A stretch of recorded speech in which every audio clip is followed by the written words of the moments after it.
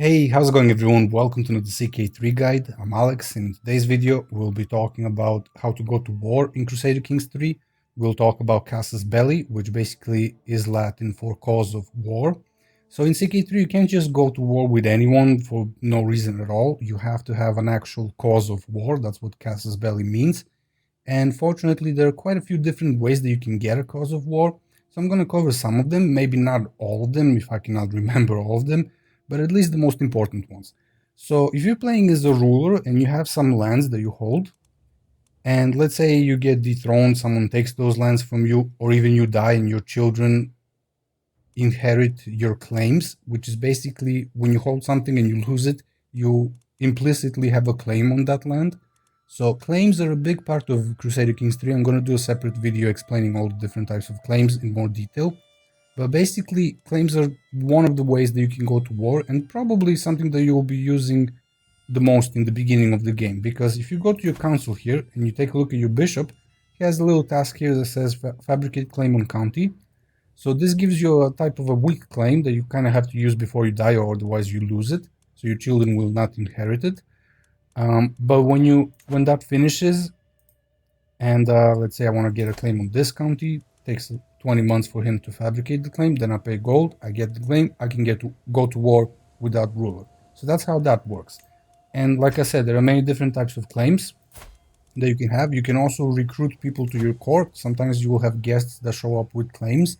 Now, one thing to note here is that, let's say a woman shows with a claim, like for example, this one here, she has a duchy claim. The first thing to note is that this claim of that person needs to be of lower rank than what you hold. In this case, I'm a king, so that will be fine because she would then become a vassal of mine. Now, if I was a duke and I go and I recruit her and go to war for her and I make her a duke, then she will become independent because we have the titles of equal rank. So not just women, anyone, if you recruit them in your court, and that costs some gold as well. So I don't really like doing that most of the time because it costs a lot of gold often. But sometimes you might get people like who have, let's say I'm an emperor, I get some guy who has a claim on a kingdom, and I have a bunch of gold, I might recruit him. But in this case, one other thing to note is that in this case, she has a unpressed claim on this chiefdom, which is a duchy. But you also need to kind of take a look at who owns that right now, because this is obviously not a woman, this is a dude. And depending on the law of the land and the religion, if I was to recruit her to my court, in this case, I wouldn't even be able to go to war for her claim because she cannot replace him because it's not a woman. Now, if this was the ruler, then yeah, you could kind of throw that one off the throne and then install this one. But if it's a guy, then be careful recruiting women with claims. Unless the religion and their laws allow it, you will not be able to go to war for that. So that's how you can get some claims from people or develop claims on your own. You can also inherit claims. When this guy dies, all of my children, even if they're women, will have implicit claims on all of the lands that are held as a ruler. So if I start playing as this one, for example, I can go to war and take back those lands. So that's how claims work. Now, in addition to claims, you can also go to war with other rulers based on your religion. In this case, I'm Catholic, and I cannot go to war with someone who belongs to the same religion as me, even if they're like a different faith. So in this case, I cannot, for example, go to war with the Byzantine Empire because they're Orthodox. And if you hover here, you can see that it simply says here that we consider them astray and they consider us astray. So there's like a minor difference between our faiths, but not enough for us to go to war. So this has to be like a religion that either considers us hostile or considers us completely evil. So let's see if I can actually declare a war on someone, like a religious war. So religious wars can be very useful later on because you can take duchies and even kingdoms and you pay piety. So you gotta kind of get some extra piety. I'm making some nice piety here, but I created a holy order, so that's why I don't have a lot of piety right now. But let's see, this guy is a petty king, and I cannot go to a religious war with him because he's also Catholic. But one more thing to note is that when you go to war, I have some claims. I have the claim on this county, so I can also change objective. If I had more claims of something that he held, I can change it. And later on, when you have researched innovations, you can press multiple of your claims in one war, so you can conquer more stuff at the same time.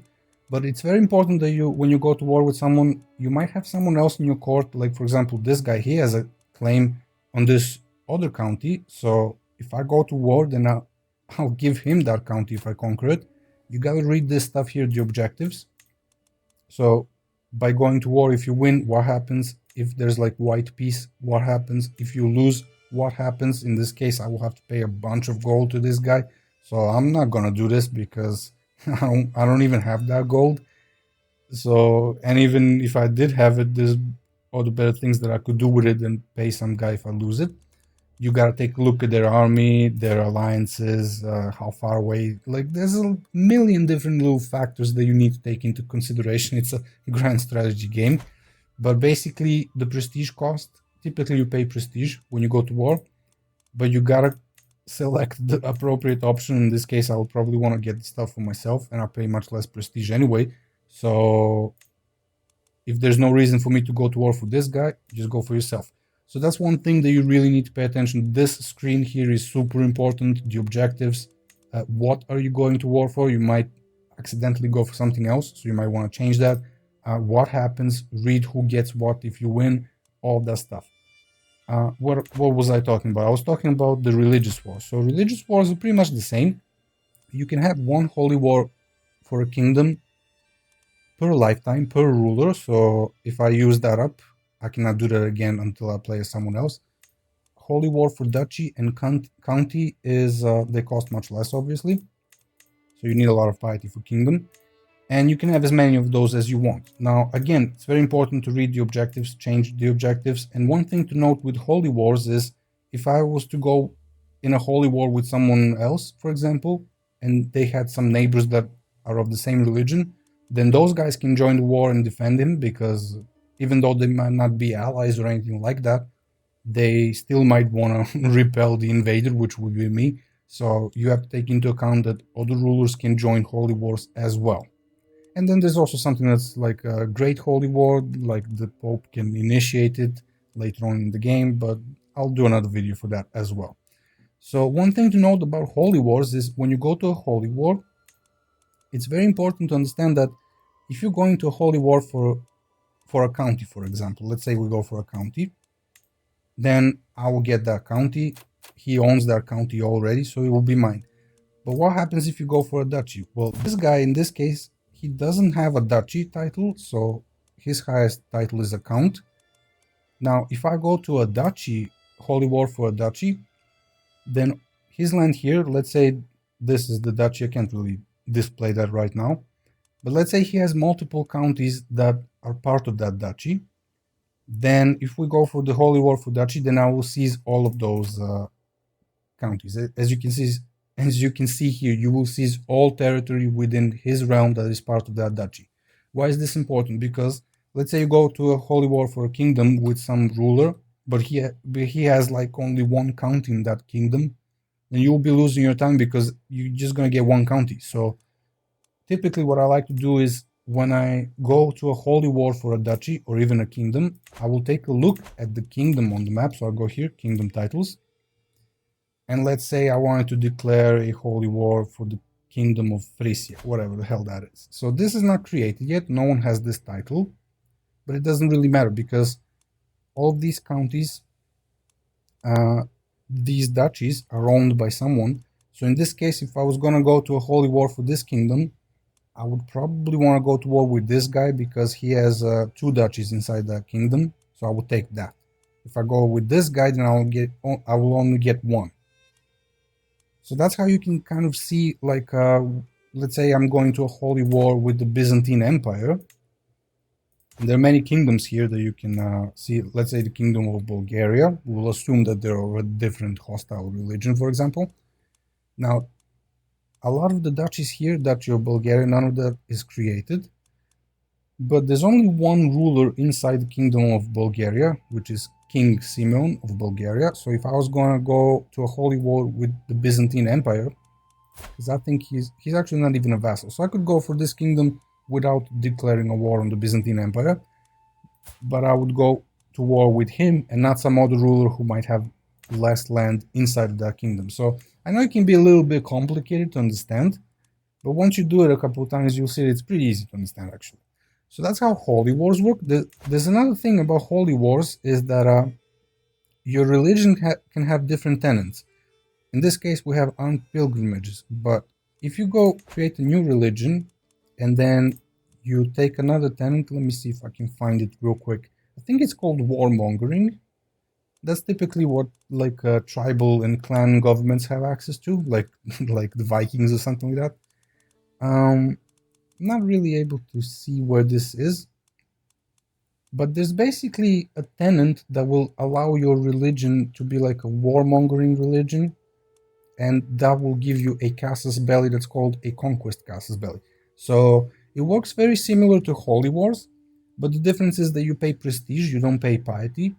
And I also think that other rulers cannot join to fight against you, so you're just like going on a conquest, kind of like Vikings going on a conquest in England and stuff like that. So that's what you can do. I remember when I created the new Christian religion, I had that tenant, and sometimes I would go in a conquest casus belli, sometimes I would go in a holy war, depending on what I had more. Like if I have more piety, I might spend that. If I have more prestige, I might spend that. So things like that. So holy wars, conquest casus belli, claims, we covered all of that stuff. There's one more thing that you need to know, and that's the research innovations tab. So here you have things such as in the first tribal era, you have casus belli. And once you research this, this will depend on your learning skill. You can also temporarily spec into learning to get the scientific perk to get 35% faster research. So that's pretty good. Then go back to your primary, another one that you had before that. So in this case, casus belli, this will give us de jure casus, county casus belli. So let's say I hold a duchy, and there's some counties in that duchy that are currently not owned by me. Then when I have this researched, I can just automatically get a casus belli for those counties and I can go conquer them. Similarly, in the next early medieval era, you can have chronicle writing, which is the same thing, except this time it works on a duchy level.